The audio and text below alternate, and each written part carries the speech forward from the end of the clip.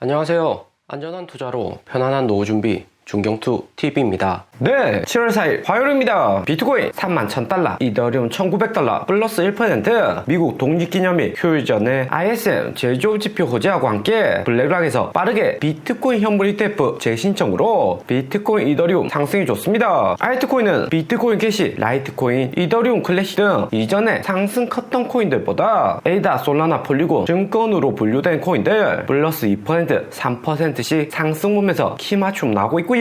SEC에서 블랙락 ETF 반려한 지 일주일도 지나지 않았는데 빠르게 블랙록은 부족한 부분 수정해서 다시 제출을 했습니다. 최소 한 달 정도 있다가 제출한다는 이야기도 있었지만 비트코인 현물 ETF 반드시 통과시키려고 작정이라도 한 듯 빠른 속도이고요. SEC에서 반려했던 주요 원인이 블랙락 감시 공유 파트너 코인 거래소를 지정 안 했다는 데 있었는데 블랙락에서는 코인베이스가 지정된 거래소라고 수정 신청을 했습니다. 덕분에 코인베이스 주가는 플러스 11% 급등으로 이번 주 첫장 마감을 했고요. 코인베이스 주가 79달러로 2월, 4월 80달러 고점까지 도달해 있는 상태입니다. 코인베이스가 미국 최초 나스닥 상장된 거래소고 대주주도 DCG, 시티그룹, 나스닥 거래소 등 글로벌 유대 자본이 코인베이스에 많고요. 블랙락 CEO 레리 핑크도 유태인이죠. 대신에 코인베이스는 6월 SEC하고 소송 시작된 거래소로 증권으로 분류된 알트코인을 많이 팔았다는 혐의를 받고 있습니다. 블랙록에서 적극적으로 현물 ETF 통과시키려고 노력은 하지만 코인베이스 자체적으로는 문제 있는 알트코인들 퇴출시켜서 SEC 규정에 맞는 거래소가 되어야 된다는 거죠. 거기에 코인베이스 비트코인 거래 규모가 미국 내 1위로 가장 크지만 블랙락 ETF 모두 받아줄 만큼 많은 비트코인 현물 보유하고 있을지도 SEC가 체크하고 넘어갈 수가 있습니다. 코인베이스 모회사인 DCG 그룹이 비트코인 60만 개 보유하고 있어서 문제 안 될 수도 있지만 미국은 모회사나 자회사 분리가 확실하기 때문에 어떠한 조치가 나올지는 지켜봐야 되고요. 블랙락이 코인베이스를 감시 공유 파트너로 지정을 했다면 피델리티, 아크인베스트, 바네크 등 다른 비트코인 현물 ETF 모두 코인베이스와 협력해서 ETF 진행할 가능성이 높습니다. 때문에 코인베이스 주가에도 긍정적이었고요. 이제는 블랙락 ETF SEC와 블랙락 대결에서 SEC와 코인베이스의 관계가 중점이다 볼 수 있습니다. 블랙락에서 코인베이스로 포인트가 넘어온 거죠. 코인베이스는 미국 1등 거래소로 바이낸스 미국에서 퇴출되고 FTX 거래소 파산으로 실질적으로 코인베이스가 미국 내 독점 코인 거래소이고요. 올해 발표된 코인베이스 1분기 어닝에서 개인간 코인 거래 감소는 했지만 스테이블 코인 이자 수익 증가로 실적은 나쁘지 않았습니다. 거기에 대형 ETF 회사들하고 감시 공유 협정까지 체결이 되면 수익은 더 늘어날 수가 있고요. 주가 플러스 11% 급등 당연한 듯 보이죠. 하지만 코인베이스 CEO 암스트롱이 올해 4월 여기 80달러 고점에서 대량 코인베이스 자사주 매각을 했습니다. 개인이 보유한 코인베이스 주식 60% 넘게 매도를 했었고요. 블랙락 ETF 호재로 비트코인 상승하고 6월 1일 40달러 저점에서 매수했을 가능성도 있지만 CEO가 4월 80달러 고점에서 대량 매도했다는 점 참고하면 좋을 듯 합니다. 그리고 나스닥도 독립기념일 휴장 전에 양전으로 종료를 했고요. 비트코인이나 알트코인 대세 상승이 오르며 블랙락 ETF 호재뿐만 아니라 나스닥도 플러스로 상승하면서 양방에서 끌어줘야 비트코인이 상승을 할 수가 있는 거죠. ISM 제조업 지표 발표가 되었는데 컨센서스 47.2포인트 하회하는 46포인트 발표가 되었습니다. 2010년 코로나 이후부터 미국 제조업 위축이 되고 수요 감소에 생산량도 작아지고 있고요. 생산량 줄어드니까 일자리도 줄어드는 악순환인데 나스닥은 오히려 400달러 신고점까지 얼마 남지 않았고요. 경기가 안 좋은데 주가만 이렇게 상승하는 아이러니한 상황이지만 시장은 경기 안 좋을수록 연준이 더 빨리 금리 인하로 돌아설 수 있다는 기대감이 현재는 존재를 합니다. 7월 27일 연준 25bp 금리 인상 가능성은